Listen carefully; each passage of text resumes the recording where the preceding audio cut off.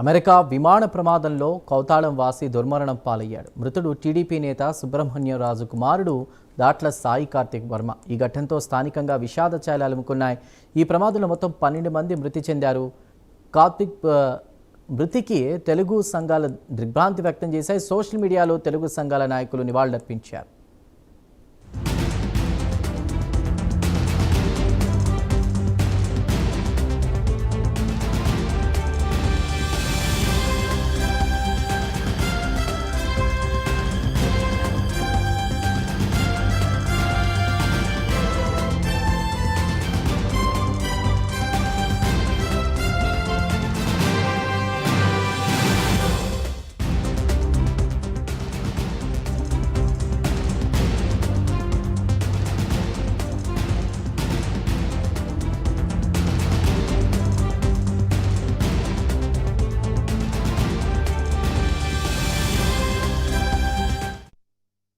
America విమాన ప్రమాదంలో కౌతాళం వాసి దుర్మరణం పాలయ్యాడు. మృతుడు టీడీపీ నేత సుబ్రహ్మణ్యం రాజు కుమారుడు దాట్ల సాయి కార్తిక్ వర్మ.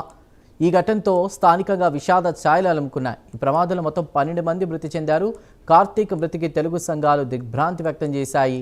సోషల్ మీడియాలో తెలుగు సంఘాల నాయకులు నివాళులర్పించారు.